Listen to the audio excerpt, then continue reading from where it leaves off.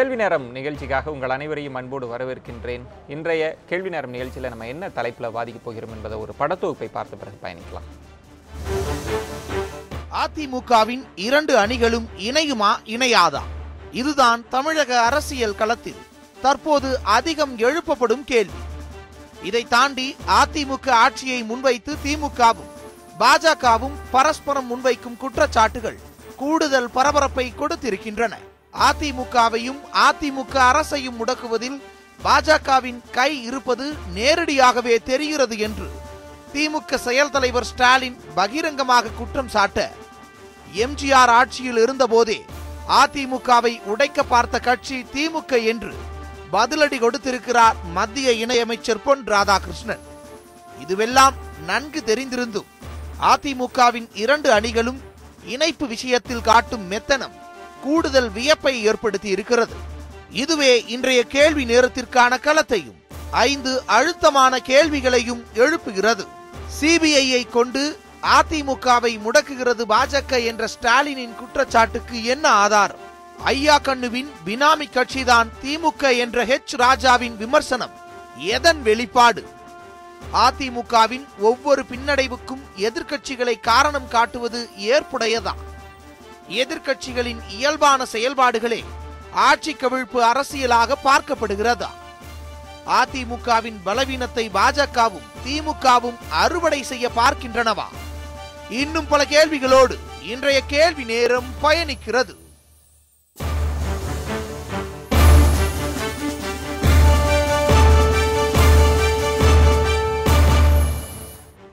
அதிமுகவை முடக்க சதி செய்கிறது பாஜக, இல்லை திமுக சதி செய்கிறது என்று பரஸ்பரமாக திமுக பாஜக குற்றச்சாட்டை முன்வைத்திருக்கிறார்கள். இது தொடர்பாக ஒரு நீண்ட அறிக்கையை திரு ஸ்டாலின் அவர்கள் வெளியிட்டிருக்கிறார். தமிழகத்தில் காலூன்ற குறுக்கு வழியை அதிமுக உடைப்பதற்கு பாஜக சதி செய்வதாக அந்த அறிக்கையில் குறிப்பிட்டிருக்கிறார். இதற்கு எதிர்வினையாக பாஜகவும் திமுக தான் அத்தகைய சதி செயல்களில் ஈடுபட்டிருப்பதாக குற்றம் சுமத்தியிருக்கிறார்கள். அதிமுகவை மையமாக வைத்து நகரக்கூடிய இந்த 2 பரஸ்பர குற்றச்சாட்டுகளை முன்வைத்து தான் நம்ம இந்த வாதத்தை நகர்த்த இருக்கிறோம். நான் கருத்துரையாளர்களை உங்களுக்கு அறிமுகம் செய்து விடுகிறேன். திராவிட முன்னேற்ற கழகத்திலிருந்து சல்மா அவர்கள் வணக்கம். பாஜகவிலிருந்து திரு நாராயணன் அவர்கள் வணக்கம். மூத்த பத்திரிகையாளர் திரு ஷியாம் அவர்கள் வணக்கம். அனைத்து இந்திய அண்ணா திராவிட முன்னேற்ற கழகம் அதிமுக அம்மா அணியிலிருந்து திரு ஆவடிக்குமார் அவர்கள். 4 வரையும் வரவேற்று வாதத்திற்குள் செல்லலாம். சல்மா, உங்களிடமிருந்தே ஆரம்பிச்சிடுறேன். தமிழகத்தில் காலூன்ற குறுக்கு வழி, அதிமுகவை உடைக்க பாஜக சதி அப்படின்னு இந்த அறிக்கை முழுவதும் பாஜகவை குற்றம் சுமத்துகிறது. அது குறிப்பாக வருமான வரித்துறை, அமலாக்கத்துறை, சிபிஐ எல்லாம் தவறாக பயன்படுத்தி அதிமுக ஆட்சியை முடக்குவதற்கு, கட்சியை உடைப்பதற்கு சதி செய்துன்னு சொல்றீங்க அந்த அறிக்கையில். அதுக்கு என்ன ஆதாரம் இருக்கு? இன்னைக்கு நடந்துகிட்டு இருக்கக்கூடிய பல்வேறு விதமான நடவடிக்கைகள் அதை நம்ம எப்படி பார்க்கணும் அப்படின்னா, முதல்ல நம்ம வருமான வரித்துறை அல்லது அமலாக்கத்துறை அல்லது சிபிஐ இதெல்லாம், டெல்லி போலீஸ் இதெல்லாம் தனித்தனியான டிபார்ட்மெண்ட் அப்படி நம்ம பார்த்துக்கிட்டு இருப்போம், அப்படிதான் நினச்சிக்கிட்டு இருந்திருப்போம். ஆனால் இன்னைக்கு இந்த விஷயங்கள் நடக்கிறது எல்லாமே எதை நோக்கி மைய புள்ளியாக நகர்ந்து கொண்டிருக்கு அப்படின்னு பார்த்தோம்னா, முழுக்க முழுக்க அதிமுகவை தன்னுடைய கட்டுப்பாட்டுக்களை கொண்டு வரணும். அதற்கான முழு முயற்சியாக தான் இன்னைக்கு அந்தந்த துறைகளை இங்கே இருக்கக்கூடிய அமைச்சர்கள் மேலே, அவர்களுடைய ஊழல்கள் மேலே இன்னைக்கு இந்த பாஜக அரசு அவங்களை பயமுறுத்துவதற்காகவோ அல்லது அதன் மூலமாக அவர்களை அச்சுறுத்துவதன் மூலமாக அவர்களை தங்களுடைய கட்டுப்பாட்டுகளை கொண்டு வரணும் அல்லது அந்த கட்சியை உடைக்கணும், இது போன்ற ஒரு திட்டமிட்ட நடவடிக்கைகள் இன்னைக்கு நடந்துகிட்டு இருக்கு. ஆளுநர்கிட்டே போய் மனு கொடுக்குறீங்க, ஊழல் அமைச்சர்களின் மீதெல்லாம் நடவடிக்கை எடுக்கணும் அப்படின்னு. ஆளுநரே நேரடியாக நடவடிக்கை எடுக்க முடியாது. மீண்டும் இந்த நிறுவனங்கள், துணை அமைப்புகளாக இருக்கக்கூடிய அமலாக்கத்துறை, சிபிஐ, வருமான வரித்துறை தான் ஒரு பக்கம் கோரிக்கையும் வைக்கிறீங்க, மறுபக்கம் நடவடிக்கை எடுத்தால் இதுல சதின்னு சொல்றீங்க. அதாவது இந்த 2011க்கு அப்புறம் இந்த 6 வருடங்கிறது இந்தியாவிலே மிக மிக மோசமான ஊழல் காலகட்டத்தில் இந்த அதிமுக அரசு இருந்தது நம்ம சொல்ல முடியும். யாராலே அதை மறுக்க முடியாது. அதனால தான் அடுத்த முறை இன்னைக்கு அவங்க எலெக்ஷன்ல பல கோடிக்கணக்கான ரூபாய் பணத்தை கொடுத்து மறுபடியும் அந்த ஆட்சியை பெற்றாங்க. அது எல்லாருக்குமே தெரியும். அன்புநாதன் வீட்டில் பணம் எடுக்கப்பட்டது, கண்டெய்னர் லாரியில் கோடிக்கணக்கான ரூபாய் பணம் வந்தது, இப்படி எல்லாமே நமக்கு எல்லாருக்கும் தெரிஞ்ச ஒரு விஷயம் தான். இன்னைக்கு ராம்மோகன் ராவ் மேலே ஒரு ரெய்டு பண்ணி எல்லா பணத்தையும் நீங்கள் காட்டினீங்க, அவர் மேலே எந்த கேஸும் போடலை. இது எல்லாமே 6 வருஷமாக ஊழல் நடந்து கொண்டிருக்கக்கூடிய இந்த ஆட்சியை திடீர்னு தான் உங்களுக்கு கண்ணு தெரியுதா? இவ்வளவு நாள் இவ்வளவு மோசமா நடந்துகிட்டு இருக்கு, இத்தனை கோடி ரூபாய் அமைச்சர்கள் கொள்ளையடிச்சுட்டு இருக்காங்க, அது இன்னைக்குதான் இவங்களுக்கு தெரியுதா? ஏன் இதுக்கு முன்னாடி 3 வருஷத்துக்கு முன்னாடி அதை பண்ணி யோசிக்கவே இல்லை? அதாவது ஜெயலலிதா இருக்கிற வரைக்கும் அதை பத்தி அவங்க யோசிக்கல. இந்த ஊழலை அவங்க பார்த்துட்டு இன்னைக்கு கட்சியை உடைக்கணும், பிஜேபி முக்கியமான உங்களுடைய பிரச்சனை அப்ப ஏன் நடவடிக்கை எடுக்கவில்லை என்பதா, இப்போது ஏன் எடுக்கிறீர்கள் என்பதா? அப்போது எடுக்கவில்லை என்பது ஒரு பக்கம், அது நிச்சயமாக கேள்விக்குட்படுத்த வேண்டிய ஒன்று. ஏன்னா ஒரு ஊழலுக்கு எதிரான ஒரு பிரதமர், நான் அந்த கட்சியும் சொல்லி தொடர்ந்து சொல்லிக்கிட்டு இருக்கீங்க. ஆனா இன்னைக்கு என்ன பண்றீங்க? இத்தனை வருஷமா அமைதியா இருந்தீங்க.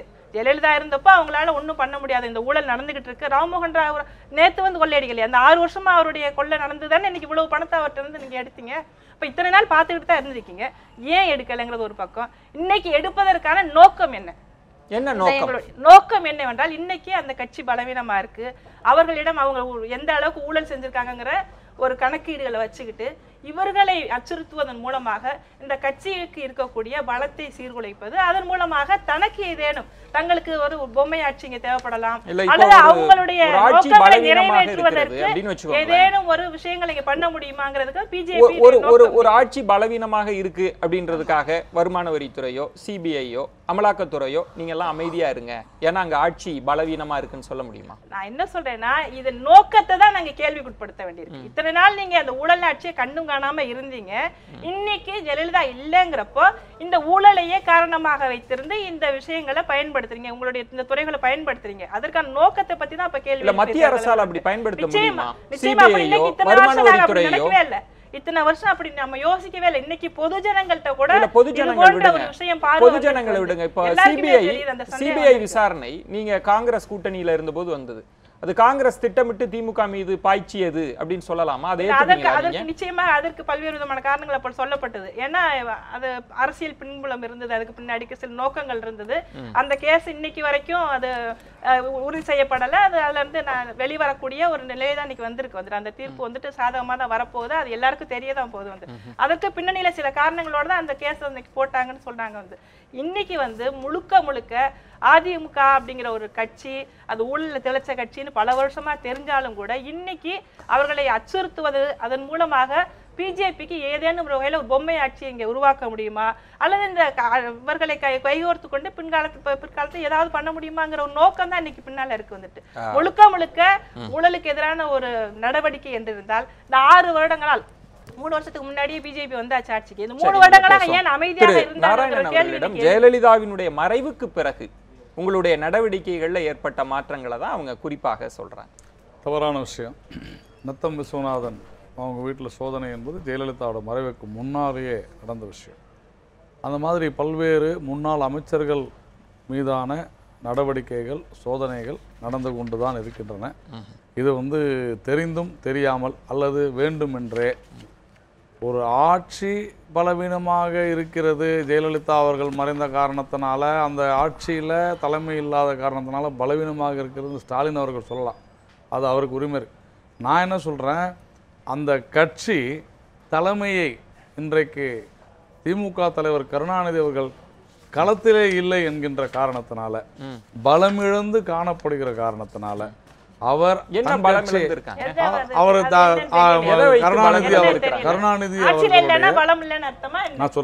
கருணாநிதி அவர்களுடைய ஆளுமை அந்த கட்சியில இல்ல, ஸ்டாலின் அவர்களை தலைவராக திராவிட முன்னேற்ற கழக தொண்டர்கள் ஏற்றுக்கொள்ளவில்லை என்ற ஸ்டாலின் அவர்களுக்கு பிஜேபி எந்த அளவுக்கு நான் என்ன கேட்கிறேன், ஸ்டாலின் அவர்களுக்கு பிஜேபி அதிமுக தலையிடுகிறது என்பதற்கு என்ன மாதிரியான அளவீடோ அதே அளவீடு அவர் ஒரு அளவீடு சொல்றார். ஒரு செலக்டிவான ரெய்டு, செலக்டிவான கைது அப்படின்னா அவர் ஒரு அளவீடு. Easy to say it is selective. அதான் கேட்கறேன் நான். அவர் யாருங்க செலக்டிவான ரெய்டு, செலக்டிவான கைது?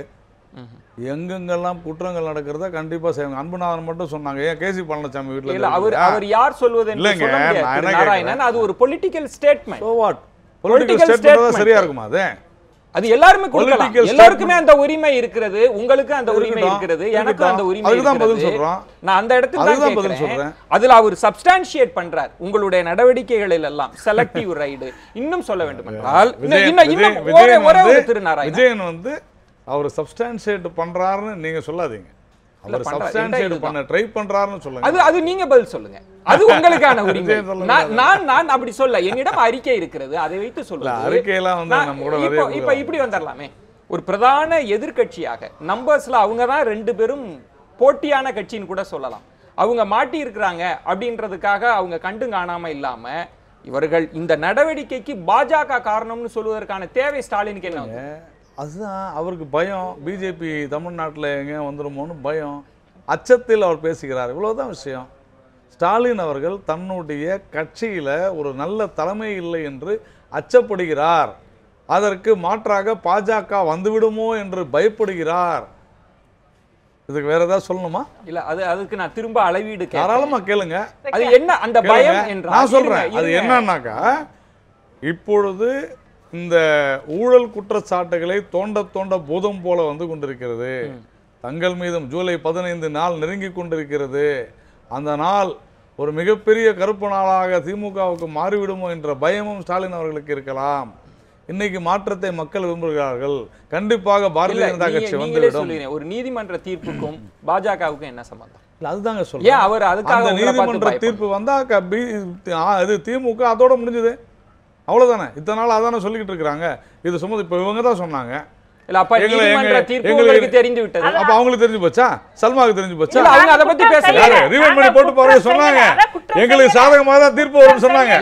விஜயன் இல்ல விஜயன் அப்ப அவங்க வந்து சாதகமா இல்ல திரு நாராயணன் இல்ல குற்றம் சுமத்த நீங்க செஞ்சீங்கன்றதால உங்களுக்கு தெரியாதல்ல. குற்றம் சுமத்தப்பட்டவர் தான் குற்றவாளி இல்லை என்று பேசுவதற்கான வாய்ப்புகள் இருக்கிறது. ஆனால் இப்படித்தான் தீர்ப்பு வரும்னு ஏன் சொல்லக்கூடாது? ஏன் சொல்லக்கூடாது? ஒரு சின்ன கேள்வி.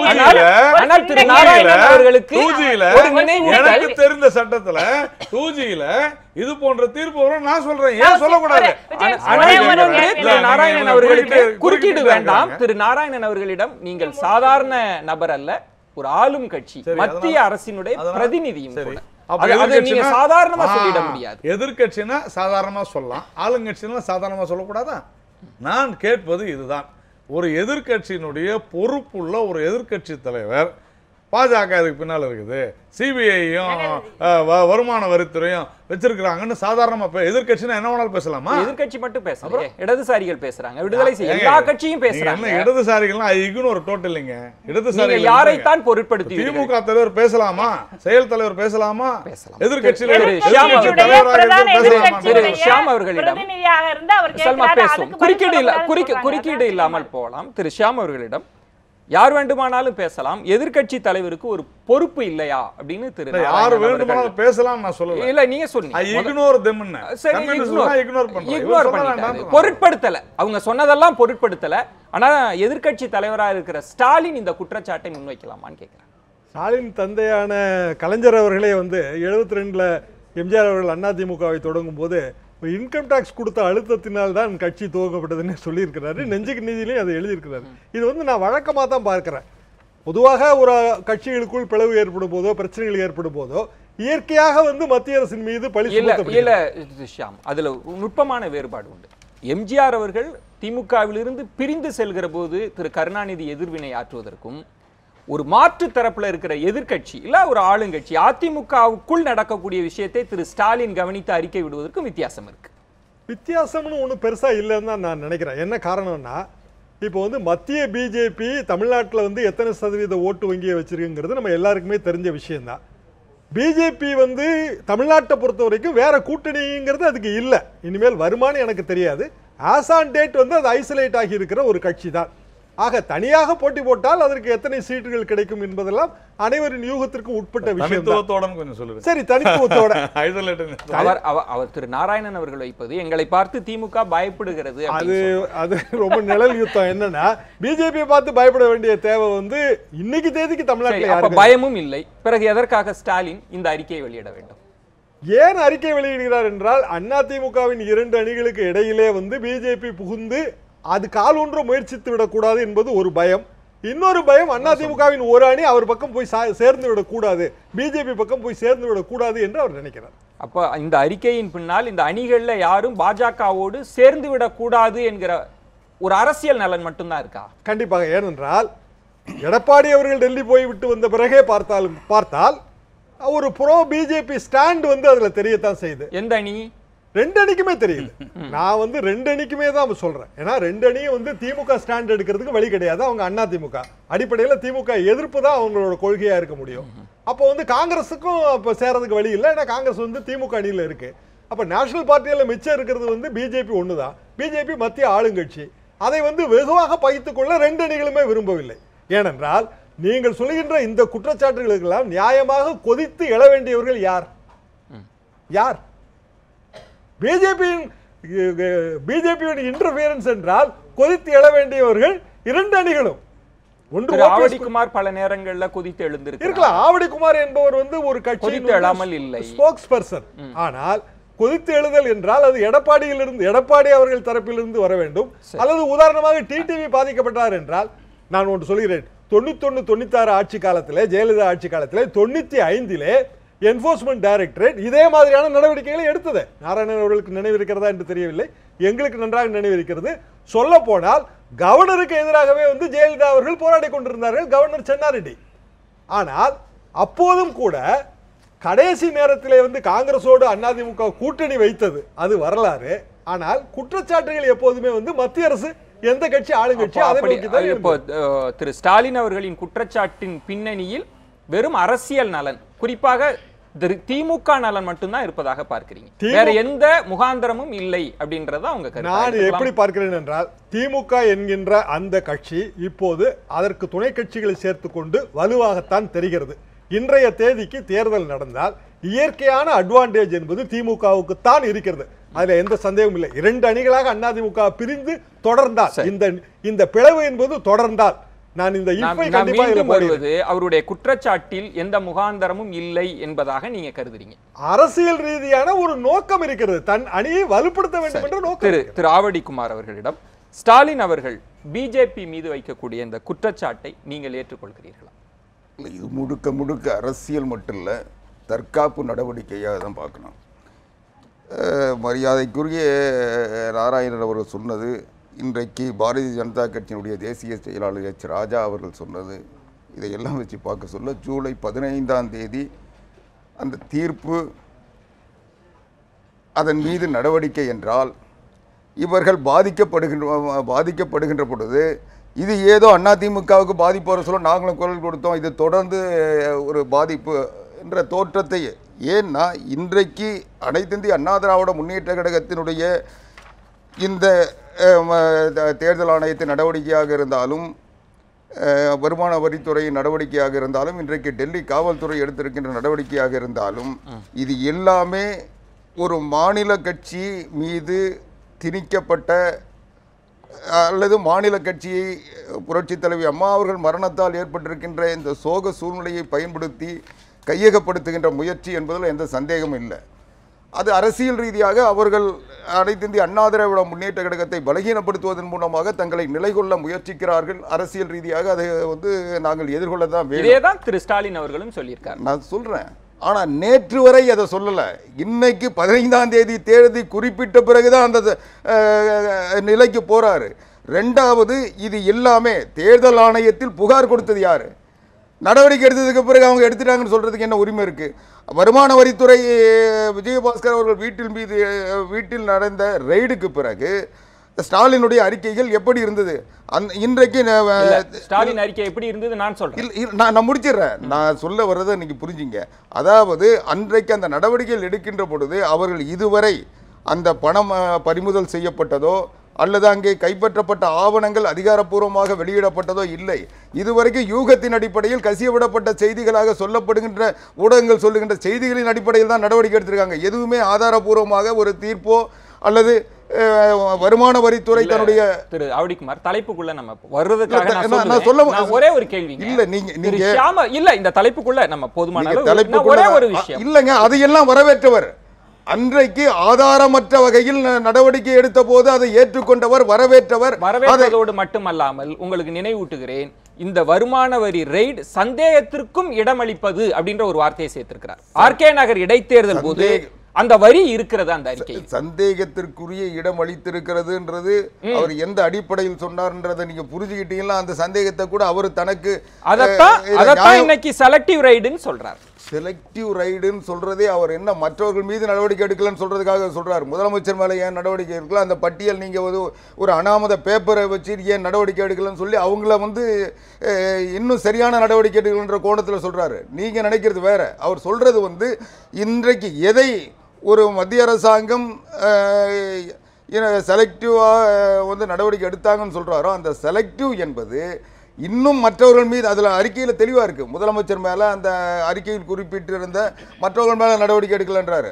ஆக இது தனக்கு வந்தால் ரத்தம், அடுத்தவங்களுக்கு வந்தால் தக்காளி சட்னின்றது. நான் முடிச்சிடறேன். ரெண்டாவது, இதில் பெருசாக ஊழலை பற்றி ரொம்ப கவலைப்படுறாரு. இந்திய அரசியல்லே ஒரு ஊழலுக்காக கலைக்கப்பட்டது திமுக ஆட்சி. அதனால ஊழலுக்காக அன்றைய பிரதமர் இந்திரா காந்தி அம்மையார் அவர்கள் சென்னை மெரினா கடற்கரை கூட்டத்தில் இன்றைக்கு தமிழகத்தில் அவங்க சொன்னாங்க ஊழலை தேசியமயமாக்குவதற்கு முயற்சித்தார்கள். ஒரு கிளாரிட்டிக்காக நான் கோதுமை பேர ஊழல், சக்கரை பேர ஊழல் எல்லாம் அந்த மராஜி காலில் விழுந்து வாபஸ் வாங்க முடியாம இந்திரா காந்தி காலில் விழுந்து வாபஸ் வாங்க ஆவடிக்குமார் அவர்களிடம் பேசுவோம். ஆவடிக்குமார் அவர்களிடம் ஸ்டாலின் பாஜக சதி செய்வதாக, காலூன்ற நினைப்பதாக சொல்வது, செலக்டிவ் கைது நடக்குது, இதெல்லாம் அவர் சொல்லக்கூடாதுன்னு நீங்க எதிர்பார்க்கிறீங்க? சொல்லக்கூடாதுன்னு சொல்லல. ஆனால் இன்று அவருடைய கட்சியை சார்ந்தவர்கள் இன்றைக்கு குற்றத்தில் அகப்பட்டு கொண்டு தீர்ப்பு வருகின்ற போது அதையும் இதையும் ஒப்பிட்டு பேசி ஏதோ ஒரு பொதுவான தடத்தில் இது நடக்குது என்று காப்பாத்துவீங்கன்னு நாங்க காப்பாத்தல. அவர் என்ன சொல்றாரு எனக்கு ஒரு லாஜிக்கே புரியல சார். இருங்க சார், ஒரே ஒரு விஷயம் சார். இருங்க சார். 2G வழக்கினுடைய தீர்ப்பை இருக்கட்டும். 2G வழக்கின் தீர்ப்பை இன்னைக்கு அதிமுக மேல எடுத்த நடவடிக்கையை ஒப்பிட்டு பேசுறாரு. இல்ல என் கேள்வி, வழக்கு தீர்ப்பு வருகிறது என்றால் மத்திய ஆளுகிற அரசோடு ஒரு இணக்கமான சூழலை ஏற்படுத்துவார்களா, எதிர் முகாம்ல இருந்து எதிர்ப்பார்களா? நீங்க சொல்ற லாஜிக் படியே கேக்குறேன். எதிர்ப்பே இல்லைங்க, எங்களை காட்டி கொடுக்கிறது. இன்னும் ஏன் கடுமையான நடவடிக்கை எடுக்கலன்னு சொல்லி எங்களை உங்களுடைய அரசியல் நலனை தவிர இதுல வேற ஒன்றும் இல்லை இந்த அறிக்கை. சரி, நான் முதல்ல ஒரு கேள்வி கேட்கணும்னு நினைக்கிறேன். அதாவது சார் சொன்னாங்க எல்லாம் ரெண்டுமே சொல்றாங்க, ஜூலை 15 தீர்ப்பு வரப்போகுது, அதுக்கான ஒரு குரலா இப்ப கேட்குறாங்க. குற்றம் செய்யாதவர்கள் அப்படிங்கிற முறையில் நாங்கள் இல்லை அப்படின்னு தான் சொல்லுவோம். அதில் எங்களுக்கு சாதகமாக தீர்ப்பு வரும் அப்படின்றதான் எங்களுடைய உறுதியான நிலைப்பாடு.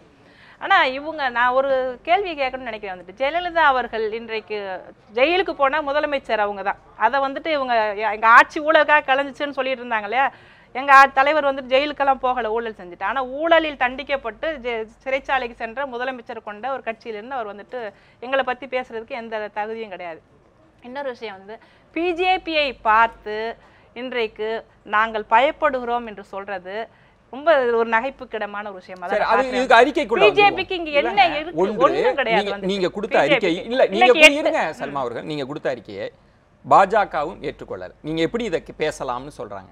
ஆவடிக்குமார் அவர்களும் உங்க நலனுக்காக இந்த விஷயம், அப்போ உங்களுக்கு தான் ஆசை இருக்கு இந்த நிர்வாகம் முடங்குவதில், இந்த ஆட்சி முடங்குவதில். உங்களுக்கு தான் இப்ப ஆட்சி நடந்துகிட்டு இருக்குன்னு நீங்க நினைக்கிறீங்களா? நம்புறீங்களா? இங்க என்ன நடந்துகிட்டு இருக்கு? ரெண்டு பேரும் தன்னுடைய பதவிகளை 2 குரூப்பா பிரிஞ்சுக்கிட்டு தங்களுடைய பதவிகளை காப்பாற்ற முடியுமா? இன்னும் 4 வருஷம் ஓட்ட முடியுமா? எப்படி கொள்ளையடிக்கலாம்? இது மட்டும் அந்த மக்களுடைய எந்த பிரச்சனைகள் இன்னைக்கு தீர்க்கப்பட்டு இருக்கு? மக்களுடைய இன்னைக்கு தண்ணீர் நிச்சயமா அதுக்கு மட்டும் தான் இந்த ஆட்சியை நினைக்கிறாங்க. ஒன்று, இவங்களுக்கு கரிசனமா வரல, இவர்களை காட்டி கொடுப்பதை போல இன்னும் ஏன் நடவடிக்கை எடுக்கலன்னு ஒன்று. இரண்டாவது, பாஜகவையும் சேர்த்து இழுத்து விட்டு இதுக்குள்ள குழம்பிய குட்டைக்குள் நீங்க மீன் பிடிக்க எதிர்க்கட்சிங்க. நாங்க இங்க நடக்கப்படுறீங்க இந்த எதிர்க்கட்சி இப்படிதான் நடக்கும். இந்த ஆட்சி நிர்வாகம் இல்லாத ஆட்சி, நிர்வாக திறமை இல்ல, ஊழல் நடக்குது. தங்களுடைய பதவியை காப்பாத்திக்கிறதுக்காக இவங்க என்னென்ன சுயநல வேஷங்களை அதெல்லாம் சொல்லுங்க.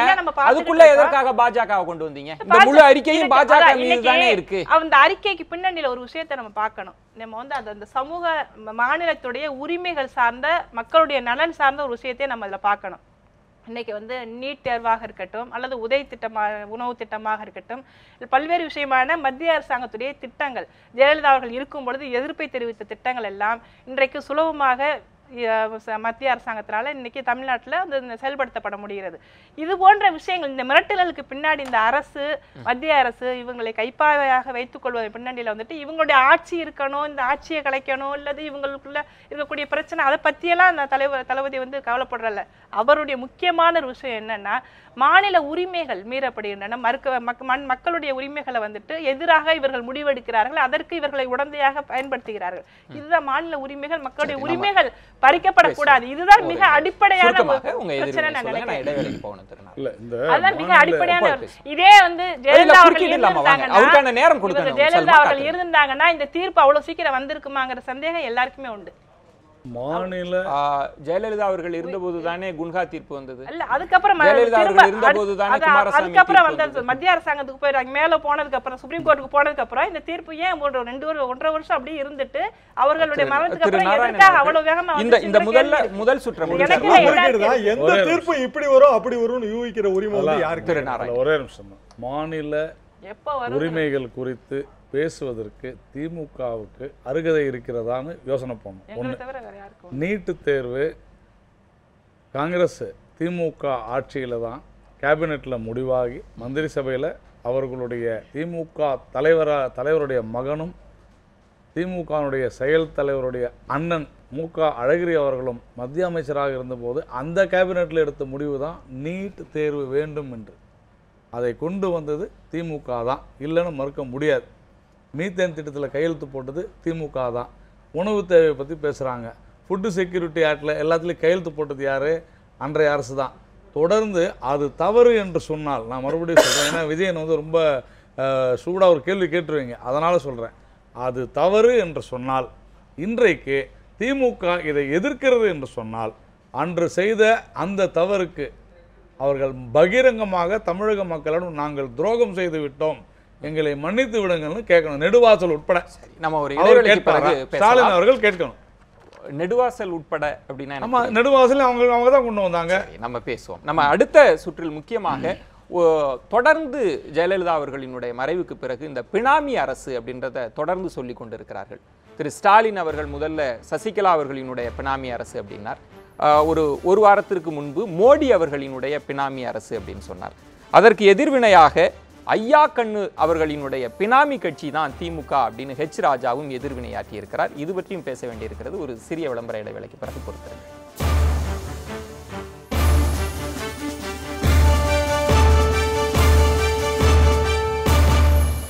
மீண்டும் கேள்வி நேரம் நிகழ்ச்சிக்கு உங்களை வரவேற்கின்றேன்.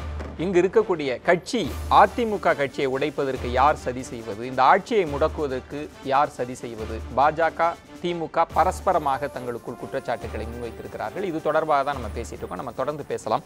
திரு நாராயணன், ஒரு அனைத்து கட்சி கூட்டத்தை கூட்டி விவசாயிகளுக்காக போராடியதை உங்கள் தரப்பிலிருந்து வைக்கிற குற்றச்சாட்டா, இதை பயன்படுத்தி ஆட்சியை முடக்குவதற்கு சதி அப்படின்ற ஒரு பார்வை முன் வச்சிங்க. செய்தியாளர் சந்திப்பு இருந்தாலும் கூட வந்து ஹெச் ராஜா அவர்கள் மோடியினுடைய பினாமி அரசு அப்படின்றப்ப அவர் எதிர்வினை வந்து ஐயா கண்ணு அவர்களினுடைய பினாமி கட்சி தான் திமுக அப்படின்ற எதிர்வினையும் இருந்தது. இல்லை, மோடியினுடைய பினாமி அரசுன்னு சொல்கிறதே தவறு. ஏன்னா தொடர்ந்து அதிமுக அரசாங்கத்தில் இருக்கிற பல்வேறு முன்னாள் அமைச்சர்கள் மீதான சோதனைகளை இப்போது இருக்கக்கூடிய இந்த மத்திய அரசு எந்த விதத்திலும் அந்த நிறுவனங்கள் செய்வதை தடுக்கவில்லை.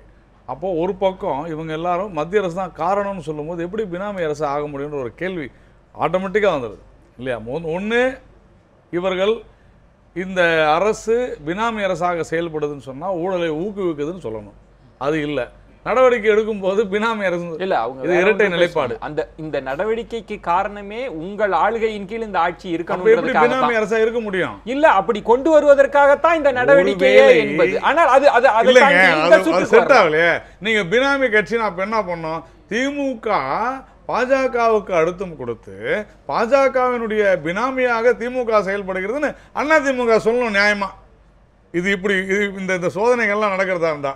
ஆனால் அதிசயமாக அதிமுக மீது குற்றம் சாட்டுகிற, அது ஊழல் கட்சி என்று சொல்லுகிற ஸ்டாலின் அவர்கள் நடவடிக்கை எடுப்பவர்களை பார்த்து அது இந்த அரசு பினாமி வசிக்கிறதுன்னு சொல்றது உண்மையிலேயே ஒரு மிகப்பெரிய வேடிக்கையாகத்தான் தெரிகிறது. நான் அதை தாண்டி அடுத்த சுற்றுக்காக, இந்த கேள்விக்காக, டெல்லியில் நடந்த போராட்டமே திமுக திட்டமிட்டு நடத்திய போராட்டம் ஆமா சொல்றீங்க. ஆமா இப்ப அனைத்து கட்சி கூட்டம் விவசாயிகளுக்காக நடந்த கடையடைப்ப கூட்டணி கட்சி நீங்க இது இந்த ஆட்சியை முடக்குவதற்கு சதின்னு சொல்றீங்க. இல்ல அது என்ன காரணம்னா ஐயா கண்ணு அவர்களுடைய கோரிக்கைகள் அத்தனையுமே ஒரு திமுக செயல் தலைவருடைய அழுத்தத்தின் பேரில் நடந்திருக்கிறது என்பதை நாம் தொடர்ந்து சொல்லிக் கொண்டு தான் இருக்கிறோம், இல்லைன்னு சொல்ல முடியாது. ஏன்னா அவர் ஒரு சாதாரணமாக எல்லாருக்கும் புரிகிற மாதிரி சொல்லணும்னா எடப்பாடி பழனிசாமி அவர்களே மாண்புமிகு முதல்வர் எடப்பாடி பழனிசாமி அவர்கள் அப்படின்னு சொல்கிறாரு. மத்திய அமைச்சர் பொன் ராதாகிருஷ்ணன் வந்தாருன்னு சொல்கிறாரு. தேமுதிக தலைவர் பிரேமலதா விஜயகாந்த் வந்தாங்க, அந்த அம்மா வந்துட்டு போச்சு அப்படின்னு சொல்கிறார். வாசன் அவர்கள் வந்தாங்கன்னு சொல்கிறார். ஆனால் திமுக தலைவர் ஸ்டாலின் அவர்கள் வந்ததை தளபதி வந்தாரு செயல் தலைவர் வந்தாரு ஓப்பனா இது எல்லா ஊடகங்களா திமுக கட்சிக்காரர் நடந்துட்டார். அதனால தான் அப்படி சொல்றோம். நான் என்ன கேட்கிறேன், உண்மையில் நான் சொல்வதில் நான் யதார்த்தமான விஷயத்தை சொல்றேன். நான் இது உண்மையா இல்லையான்றதை நீங்க ஊடகங்கள்ல போட்டு பாருங்க. நான் கேட்பது அவர்கள் இருந்த போதிலிருந்தே உங்களுக்கு தெரியாதல்ல, ஐயாக்கன் அவர்கள் தொடர்ந்து விவசாயிகளுக்காக குரல் கொடுத்துட்டு வந்துட்டு இருக்காரு. அவர் டெல்லியில போய் விவசாய பிரதிநிதி கிடையாது. இல்ல நானும் அப்படி சொல்லல. ஆனால் அவர் டெல்லியில போராட்டத்தை நடத்துறாரு. எதுக்கு டெல்லியில போராட்டம்? ராதாகிருஷ்ணன் அவர்கள் இருந்து எல்லாருமே அவரை போய் சந்திச்சீங்க. சரி, இங்கு ஒரு கடையடைப்பு நடந்தது. ஆனா இதற்கு நீங்க தப்பா சொல்றீங்க. கடையடைப்பு நடந்ததால் மட்டுமே அது வெற்றி ஆயிடாது. நான் கூட தான் கடை வச்சிருக்கேன். நான் திமுக அறிவிச்ச போராட்டத்தை அன்னைக்கு கடையெடுப்பு அன்னைக்கு நான் முடிச்சிடறேமா, கடையெடுப்பு அன்னைக்கு நான் கடை வச்சிருக்கிறேன், நானும் கடை அடிச்சேன். அதனால நான் திமுக ஆதரவுன்னு சொல்லிட முடியுமா? இல்ல, திமுக அந்த பந்துனால அந்த கடையெடுப்பு என்ற காரணத்தினால வன்முறை எடுத்து விடுமோ என்கின்ற அச்சத்துல நான் வந்து கடை அடிக்கிறேன். ஆட்சியை முடக்க சதி செய்கிறது இந்த போராட்டத்தின் மூலமாக. தேவையில்லாத மக்களுக்கு ஒரு பீதியை உருவாக்குவது அப்படித்தானே. பல மாநிலங்கள்ல பாஜக எதிர்கட்சியாக அனைத்து கட்சி கூட்டம் அப்படி இல்ல, கடையடைப்பு போராட்டம் நடந்து அப்படி இல்ல. நீங்க தவறா சொல்றீங்க. இந்த விவகாரத்தை பொறுத்தவரையில மாநில அரசின் மீது அழுத்தம் கொடுக்கப்படவில்லை என்பதை நாம் உணர்ந்து கொள்ள வேண்டும். நாங்கள் தொடர்ந்து சொல்வது ஐயா கண்ணு அவர்களுடைய கோரிக்கைகள். முதல் கோரிக்கை, மாநில அரசு கேட்டிருக்கிற தேசிய பேரிடர் நிவாரண நிதி ஒதுக்க வேண்டும். அந்த தேசிய பேரிடர் நிவாரண நிதியில அந்த பயிர் இழப்பு கேட்க முடியாது. இதற்கெல்லாம் சேர்த்துதானே அந்த கடையடைப்பு மாநில அரசுக்கு எதிரானது. தவறான கோரிக்கைக்கு ஆதரவாக திமுக செயல்படுதுன்னு தான் நாங்க சொல்றோம். அப்ப அதுக்கு பேர் என்ன? பினாமி தானே? இல்ல, எனக்கு தவறான கோரிக்கை. நான் சொல்றது தவறான கோரிக்கை அது. அதாவது இந்த தேசிய பேரிடர் நிவாரண நிதியில 2005 அதுவும் திமுக இருந்த போது கொண்டு வந்த ஆக்ட். ஒரு நிமிஷம் விஜய், நான் முடிச்சிடுறேன். நீங்க நிறைய இது சார்ந்து நிறைய புள்ளி விவரங்களோடு நீங்க சொல்லி இருக்கிறீங்க. ஆனா அது யாரும் கேக்குறது இல்லையே. ஆனால் ஒரு விவசாயிகளுக்கு அது மொத்தமாக மத்திய அரசு மாநில அரசு ஸ்டாலின் அவர்களுக்கு ஒரு ஆக்ட்ல என்ன சொல்லிருக்குதுன்னு தெரியாதா? ஐயா அதிமுக தான் தப்பு பண்ணிட்டாங்க, திமுக வந்து நீங்க ஒழுங்கா இருக்க கூடாதா? இப்ப ஸ்டாலின் அவர்கள் சொன்னதற்காக நீங்க அனைத்து கட்சி கூட்டத்தை கூட்டி இந்த போராட்டத்தை நடத்தினதே ஆட்சியை முடக்குவதற்கான சதின்னு தப்பா சொல்றீங்க. எப்படி அனைத்து கட்சி தமிழ்நாட்டுல வந்து பிஜேபி இல்லையா, அதிமுக இல்லையா, பாமக இல்லையா, தமாக இல்லையா?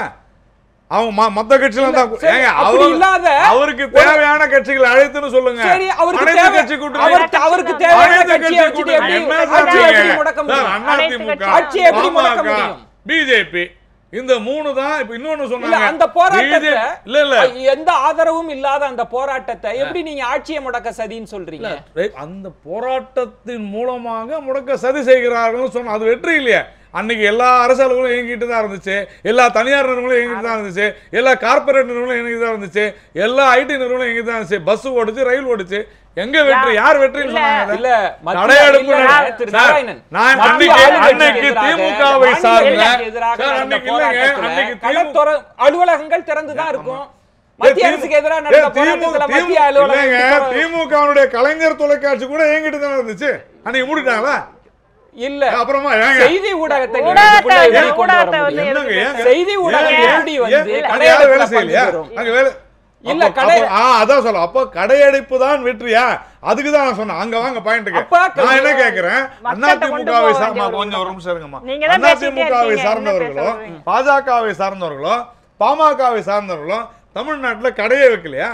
எல்லாருக்கும் கடை இருக்குது, எனக்கு கூட இருக்குது. ஆனால் ஆனா ப்ராப்ளம் என்னன்னா, ஆனா இதை வைத்துக்கொண்டு திமுக மீது ஒரு குற்றச்சாட்டை முன்வைக்கிறீங்க. இவங்க ஆட்சியை முடக்க சதின்னு எல்லாருமே உங்களை சொன்னா நீங்க திமுக சொல்றீங்க. அதாவது தேவையில்லாத விஷயங்களை வைத்து திமுக அரசியல் செய்து குற்றச்சாட்டுகளை வைக்கும்போது திமுக தமிழகத்தை தவறாக திசை திருப்புகிறது என்ற கேள்வியை நாங்கள் ஒரு குறுக்கீடு பண்ணி கேள்வியாவே கேட்டுறேன், குறுக்கீடா வேண்டாம், கேள்வியாகவே ஒரு எதிர்க்கட்சிகளினுடைய இயல்பான செயல்பாட்டை பரஸ்பரமாக வைக்கிற குற்றச்சாட்டு இது ஆட்சியை முடக்குவதற்கான சதின்னு சொல்வது ஏற்புடையதா? ஏற்புடையதும் அல்ல. நாராயணன் சொல்ற பிரின்சிபிளே தவறு. என்னன்னா ஹர்த்தால் என்று சொல்வது அத்தியாவசியமான சேவைகளுக்கு விலக்களித்துத்தார். அப்படி நாராயணன் சொன்னா காலையில மார்னிங் பேப்பர் கூட யாரும் போடக்கூடாது எந்த கருத்தாலையும், ரைட்டுங்களா? சோ பேப்பர் உட்பட, செய்தி ஊடகம் உட்பட, பால் சப்ளை உட்பட மதுபான ஆலைகள் திறந்ததா இல்லையா? திமுக மதுபான ஆலைகள் இருக்குதா இல்லையா? ஹர்த்தால் வந்து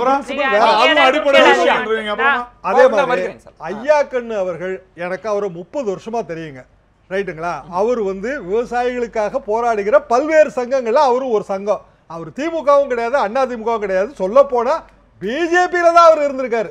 பிஜேபியோட பாரதிய கிசான் சங்கத்துல அவர் உறுப்பினர், மாநில செயலாளர், பாரதிய கிசான் சங்கத்தோட மாநில செயலாளர். அப்புறம் அதுல இருந்து வேண்டாம்னு இல்ல, நான் எதுக்கு சொல்ல ஓகே நீங்க அனுப்பிட்டீங்க. அப்ப எங்களுக்கு எதிராக அவர் செய்யறாரு. நீங்க பேசும்போது வாயை முடிச்சுட்டு வந்தாச்சு. பாரதிய கிசான் சங்கத்துல ஒரு மாநில செயலாளர் இருந்தாரு. மோடி அரசு வந்த பிறகு போராட்டங்கள், அவர் விவசாயிகள் போராட்டங்கள் முன்னெடுத்து செஞ்சதுனால அவர் மனஸ்தாபத்துல விலகிட்டாரு. அவர் வந்து ஒரு 5-6 கோரிக்கைகளை வச்சுட்டு போராடுற தவறான செய்தி சொல்லாதீங்க, மிக தவறான செய்தி. உங்களோட அதிகமாக சத்தம் போட முடியாது, சொல்லாதீங்க.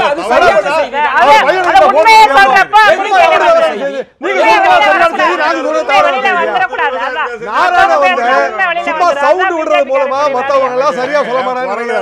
உங்க குரலை விட எங்களுக்கு பெரிய பாருங்க. ஐயா கண்ணு போராட்டத்தை தயவு செஞ்சு கொச்சப்படுத்தாங்க, அதனை விடவே மாட்டேன். எந்த விவசாயிகள் போராட்டத்தையும் கொச்சப்படுத்தாதீங்க. விவசாயிக்கு போதுமான விலை வேணும்னா அவன் டெல்லியில வந்து போராடுவானா இல்ல நாராயண வீட்டுக்கு முன்னாடி போராடுவானா? டெல்லியில தான் கமிஷனே இருக்கு. ரைஸ் ஃபிக்ஸ் ஒரு எத்தனை வருஷமா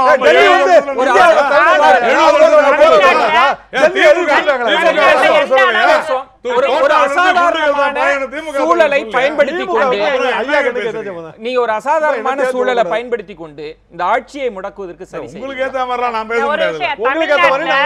400க்கும் அதிகமான விவசாயிகள் தற்கொலை செஞ்சுக்கிட்டாங்க. அந்த அளவுக்கு கடுமையாக அவங்க பாதிக்கப்பட்டிருக்காங்க.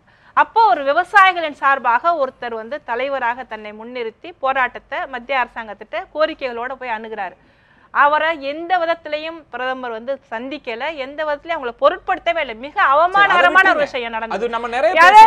இன்னைக்கு தமிழ்நாட்டில் இருக்கக்கூடிய விவசாயி ஐயா கண்ணு போராட்டத்தை எல்லாம் வைத்துக்கொண்டு இங்க நீங்களே குறிப்பிடுவது போல ஒரு பலவீனமாக இருக்கிற இந்த அரசை கவிழ்க்க நீங்க முயற்சி செய்யறீங்களா? இல்லங்க, அவங்களுக்கு நியாயம் கிடைக்கலங்கிறத ஒரு ஆதங்கத்தை எதிர்கட்சிகள் எல்லாம் சேர்ந்து மக்கள் நலனில் அக்கறை, அதிமுக நம்ம வந்து நேற்று கூட முதலமைச்சர் என்ன சொல்றாரு, அவங்க எல்லாம் வீட்டு குடும்ப பிரச்சனை செத்தாங்கன்னு சொல்லிட்டு இறந்தவங்களை வந்துட்டு அவமானப்படுத்தார். அன்னைக்கு முழுக்க எதிர்கட்சிகள் அத்தனை பேரும் இழந்த மக்கள் நலனில் அக்கறை கூட அத்தனை கட்சிகளும் சேர்ந்து அந்த போராட்டத்தை முன்னெடுத்தாங்க. கடையடைப்பு நடந்தது. அது மிகப்பெரிய வெற்றி. மக்களுடைய உணர்வுகளை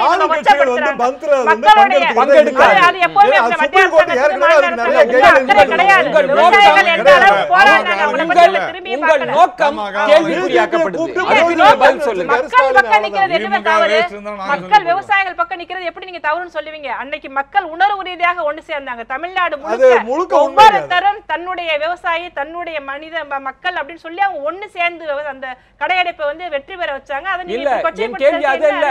விவசாயிக்கு எல்லாருமே கரிசனமான பார்வை இருக்கு, ஆனா அதை நீங்கள் அரசியல் ஆதாயத்திற்கு பயன்படுத்துகிறீர்களா? மத்திய அரசாங்கம் கண்டுக்கல, மாநில அரசாங்கம் கண்டுக்கல. அதை நாங்க வந்து மக்கள் அவங்க பின்னாடி நாங்க நிக்கிறத வந்து நீங்க அரசியல் ஆதாயம் நீங்க எப்படி சொல்லுவீங்க? அவங்களுக்கு ஏதாவது கிடைக்கணுங்கிறதுக்காக நாங்க போராட்டத்தை முன்னெடுக்கிறோம். தவிர நீங்க எப்படி சொல்லுவீங்க? பிரதான வேலை அதுதான். ஒவ்வொரு அதிமுகவினுடைய இப்ப இங்க இருக்கக்கூடிய டிபேட்டே ஒவ்வொரு நாளும் எப்படி ஆயிடுச்சுன்னா, அதிமுகவினுடைய ஒவ்வொரு பின்னடைவுக்கும் ஒரு கட்டத்துல பாஜக காரணம், ஒரு கட்டத்துல திமுகன்னு சொல்ல வேண்டிய சூழல் வந்துருச்சோ. இப்போ தொடர்ந்து எல்லாரும் பேசிட்டு இருந்தாங்க, நான் அமைதியா இருந்தேன். அதனால நான் பேச சொல்லு, தயவுசெய்து யாரும் குறுக்கிடாம இருந்தீங்கன்னா நீங்க கேட்ட கேள்விக்கெல்லாம் பதில் சொல்லு. அதாவது இது வந்து மன ரீதியாக ஒரு கருத்தை உருவாக்குவதற்காக சில அரசியல் கட்சிகள் முயற்சிக்கிறது, அதை ஊடகங்கள் முன் எடுத்து செல்கின்றன. அதனால் வர பாதிப்பு. அதிமுக ஆட்சி பலகீனமாக இல்லை, உறுதியாக இருக்குது, பெரும்பான்மையோடு இருக்குது, சட்டமன்றத்தில் நிரூபிச்சிருக்கு. இன்றைக்கி அதனுடைய செயல்கள் மூலமாக இன்றைக்கு தமிழ்நாட்டினுடைய நிர்வாகம் சிறப்பாக இருக்குது. இன்னும் கேட்டால் நம்ம கேபிள் டிஏஎஸ் லைசன்ஸு கிடைக்காமல் இருந்தது, அது கூட இப்போ கிடைச்சிருக்கு. பிரதமரிடம் அடிக்கடி முதலமைச்சர் தேவைகளை எடுத்து சொல்லியிருக்கிறார். நிதி ஆயோக் கூட்டத்திலையும் தமிழ்நாட்டினுடைய 50 கோரிக்கைகள் வைக்கப்பட்டிருக்கின்றன, தேவையான தரவுகள் தரப்பட்டிருக்கின்றன. அது ஒரு பக்கம். ஆனால் யார் பலகீனமாக இருக்காங்கன்னா எதிர்க்கட்சி பலகீனமாக இருக்குது. தமிழ்நாட்டில் இன்னும் சொல்ல போனால் எதிர்க்கட்சியே இல்லை. அதனால தான் அந்த தடி எடுத்தலாம் தண்டல்காரன்ட்டு யார் வேணால் போராட்டம் நடத்துகிறாங்க. ஒரு எதிர்க்கட்சி செய்ய வேண்டிய வேலையை இன்றைக்கு பலர் செய்கிறார்கள். அப்போது ஒரு எதிர்க்கட்சி ஒரு சரியான மக்களோட இல்ல, மக்களுடைய உணர்வுகளை சொல்றீங்க. நான் முடிச்சிடுறேங்க. நான் இன்னைக்கு கேட்டீங்க, நீங்க அதுக்கு விளக்கம் கொடுக்கணும். நான் கண்டிப்பா கொடுக்குறேன். மக்களுடைய உணர்வுகளை ஒரு எதிரொலிக்கல. அதனால தான் ஒவ்வொரு பிரச்சனைக்கும் அதில் பாதிக்கப்பட்டவர்கள் வீதிக்கு வந்து போராடுறாங்க. அவங்க போராட்டத்தை நடத்துகின்ற போது அந்த போராட்ட இப்ப விவசாயிகள் அவர்கள் போய் டெல்லியில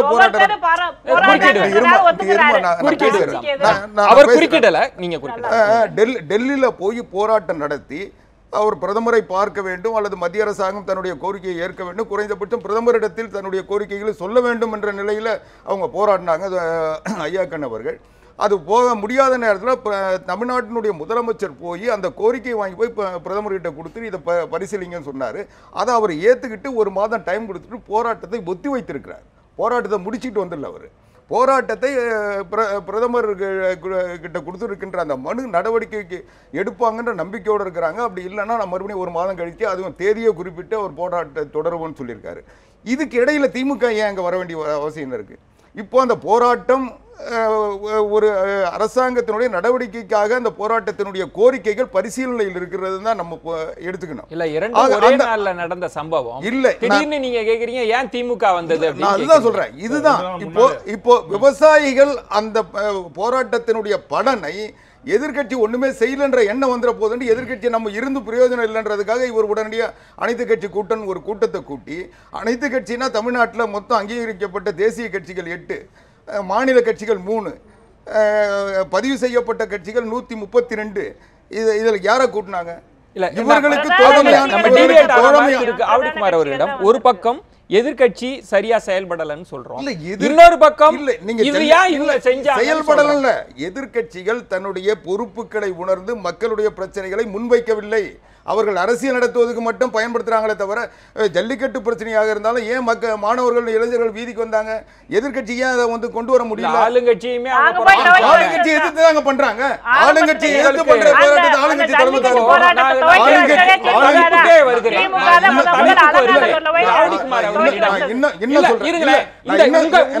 இன்னும் சொல்றேங்க. ஆளுங்கட்சி எதுதான் போராட்டம் நான் ஏத்துக்கிறேன். அதை செய்ய வேண்டிய எதிர்கட்சி செய்யாதனால வந்து அந்த சம்பந்தப்பட்ட விவசாயிகளுக்காக போராடுறாங்க. கேள்வியே உங்களிடம், நீங்கள் நாங்கள் பலமாகத்தான் இருக்கிறோம் அப்படின்னு சொல்றீங்க. ஆனால் உங்களை மையமாக வைத்து பாஜக சொல்லுது நீங்க முடக்க சதி செய்கிறீங்கன்னு திமுக சொல்லுது, திமுக பாஜக சொல்லுது. ஆனா நீங்கள் பலமாக இருக்கிறீர்கள். நாங்க பலமா இருக்கிறதுனால தான் இவ்வளவு சோதனைகளுக்கு பிறகு, இவ்வளவு நடவடிக்கைகளுக்கு பிறகு, இன்னும் சொல்ல போனால் எங்கள் மீது நடத்தப்படுகின்ற தாக்குதலுக்கு பிறகு நாங்கள் எங்களை தன்னிலை மாறாமல் இருக்கிறோம். எங்களுடைய நிலையிலிருந்து ஆட்சியிலிருந்து எல்லா வகையிலும் இன்னைக்கு எந்த வந்து பிரச்சனையும் இல்லாமல் இருக்கிறோம். பலமா இருக்கீங்க. நிச்சயமா பலமா இருக்கிறதுனுடைய வெளிப்பாடு தான். ஜனநாயக ரீதியா, அரசியல் சட்ட ரீதியா நாங்கள் பலமா இருக்கிறோம், நாங்கள் உறுதியா இருக்கிறோம். ஆனால் இன்னைக்கு என்ன பிரச்சனைன்னா, பாரதிய ஜனதா கட்சி தன்னுடைய நிலைப்பாட்டை தெளிவாக சொல்லியிருக்காங்க. அதை வந்து என்ன சொல்லியிருக்காங்க? திராவிட கட்சிகளுக்கு மாற்றாக நாங்கள் திராவிட கட்சிகளுடைய சகாப்தம் சரித்திரம் முடிந்து விட்டது, நாங்கள் மாற்றை உருவாக்குகிறோம், அதற்கான முயற்சியில் ஈடுபட்டு அவங்க பகிரங்கமாக அறிவிச்சிருக்காங்க. நம்ம அதை வந்து புரிஞ்சுக்கலன்னா அது நம்ம தவறு தான். இன்னும் சொல்ல போனால் அடுத்து அதிமுக அழிந்து விட்டது, திமுக அழிய போகிறதுன்னு அவங்க ஏற்கனவே டிக்ளேர் பண்ணிட்டாங்க. அதனால் அதுக்கான முயற்சியில் இருக்கிறாங்க. அதை நம்ம தற்காத்து கொள்கிற போராட்டம் நடந்துகிட்டு இருக்கு. ஆனால் இதையே இன்றைக்கு மாநில உரிமை பற்றி பேசுகின்ற திமுக, இன்னைக்கு வந்து இதெல்லாம் சொல்ற திமுக இதே சட்டமன்றத்தில் பிரச்சனை வந்தது, சட்டமன்றத்தில் போராட வேண்டிய திமுக கவர்னர் கிட்ட போய் மனு கொடுத்தாங்க. அப்போ வந்து மாநில சுயாட்சி தெரியல, மத்திய அரசாங்கம் தலையிட வேண்டும் என்ற கோரிக்கை வச்சது திமுக. அதிமுகவில் ஏற்பட்ட உள்கட்சி பிரச்சனையில இப்ப தினகரன் அவர்களினுடைய கட்சியிலிருந்து ஒதுக்கி வைக்கப்பட்ட நிகழ்வுக்கு பிறகு நீங்க பாஜக மீது ஒரு சாஃப்ட் கார்னரும் கடுமையான எதிர்ப்பு திமுக மீது மாறி இருக்கு. இன்னைக்கும் தினகரன் அவர்கள் மீது எடுத்த நடவடிக்கை இன்னைக்கும் நாங்க ஏற்றுக்கல. அது எங்களுக்கு எதிரான நடவடிக்கை. அதை போலவே ஆர்கே நகர் தேர்தலை வருமான வரித்துறையை காரணம் காட்டி ஒத்தி வச்சதை நாங்க ஏற்கல, அதை எதிர்க்கிறோம். அது வேற, நாங்கள் எதிர்த்து போராடிக்கிட்டு இருக்கோம். அதற்காக நாங்க போய் ஒருத்தர்கிட்ட சரண்டர் ஆக வேண்டிய அவசியமோ ஒருத்தர்கிட்ட எதிர்க்க வேண்டிய அவசியமோ இல்லை. நாங்க அரசியல் எங்களுடைய நிலைப்பாட்டில் இன்னைக்கு கூட வந்து ஆட்சிக்கு எந்த பாதிப்பும் இல்லாம நாங்க நடத்திட்டு இருக்கோம். முடிச்சிடும். அதே ஒரே ஒரு நிமிஷம். அதே மாதிரி மாநிலத்தினுடைய உரிமைகள் மத்திய அரசாங்கத்திடம் பெற வேண்டிய உரிமைகளை பெறுவதற்கு அவர்களோடு இணக்கமாக போவதில் என்ன தப்பு? தெரிந்தோ தெரியாமலோ இன்றைய தினம் வந்து ரொம்ப பொருத்தமா இந்த திமுக டாபிக் எப்படி தெரியுமா? 60 வருஷத்துக்கு முன்னாடி 1957 29ஆம் தேதி ஏப்ரல் மாதம் தான் திமுக தமிழக சட்டமன்றத்தில் முதலாக அடி எடுத்து வைத்தது. 60 வருடம் கழித்து நான் உண்மையிலே வியக்கிறேன். இந்த டாபிக் வந்து திமுகவை நோக்கி இருக்குங்கிறத நான் ரொம்ப வியந்து பார்க்கிறேன். ஆனால் எந்த ஒரு கட்சியாக இருந்தாலும் ஒரு மாநிலத்தில் ஆட்சியை பிடிக்கணும்னு நினைக்கிறத நம்ம தவறுன்னு சொல்ல முடியாது. அப்ப மாநிலத்தில் இருக்கிற குழப்பங்களை பயன்படுத்திக்கிடணும்னு நினைக்கிறது நம்ம தவறுன்னு சொல்ல முடியாது. அந்த வகையில் அதிமுக குழப்பம் இருக்குங்கிறதுல சந்தேகமே இல்லையே. சரி, சுருக்கமாக உங்களுடைய கருத்தை பதிவு செஞ்சிருங்க. இறுதி கருத்து. சுருக்கமாக, பாரதிய ஜனதா கட்சிக்கு பின்புற வாசல் வழியாகவோ அல்லது இந்த துறைகள் கொண்டு ஒரு கட்சியை அல்லது ஆட்சியை பலவீனப்படுத்த வேண்டிய அவசியம் கிடையாது. இந்த இரு கழகங்களுமே தங்களை தாங்களே உருக்கி கொண்டு அல்லது அழித்து கொள்ளும் என்பதில் எங்களுக்கு மிகுந்த நம்பிக்கை இருக்கிறது. பாரதிய ஜனதா கட்சி விரைவில் தமிழகத்தில் ஆட்சியை பிடிக்கும். சரி, நாராயண் சார் வந்து கனவு கண்டதை வந்துட்டு நம்ம மறக்க முடியாது. ஏன்னா அதிமுக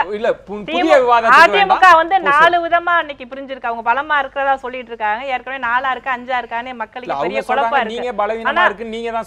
அதான் நிச்சயமா பலவீனமா. அதனாலதான் இன்னைக்கு எல்லா விதமான மத்திய அரசாங்கத்துடைய நடவடிக்கைகள் எல்லாம் நடந்துகிட்டு இருக்கு. அதை நம்ம எல்லாம் வேடிக்கை பார்த்துக்கிட்டு இருக்கோம். திமுக அப்படிங்கிற ஒரு கட்சியும் இன்னைக்கு அதனுடைய ஸ்திரத்தன்மையும் யாராலையும் கை வைக்க முடியாது.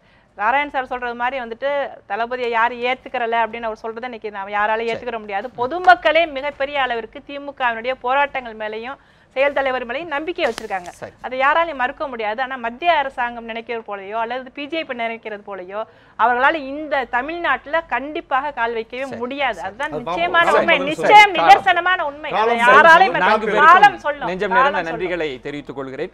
திரு நாராயணன் அவர்கள், சல்மா அவர்கள் சொன்னது மாதிரி ஒவ்வொரு விவாதமும் அந்த விவாதத்தின் இறுதி பகுதியில் முடிவடைவதில்லை. காலம்தான் அதற்கான தீர்ப்புகளையும் தீர்வுகளையும் சொல்லிக் கொண்டே இருக்கிறது. அந்த விதத்தில் இந்த தலைப்பை நிறைவு செய்கிறேன். மற்றொரு ஆழமான தலைப்போடு சந்திக்கிறேன். நன்றி, வணக்கம், நள்ளிரவாகட்டும்.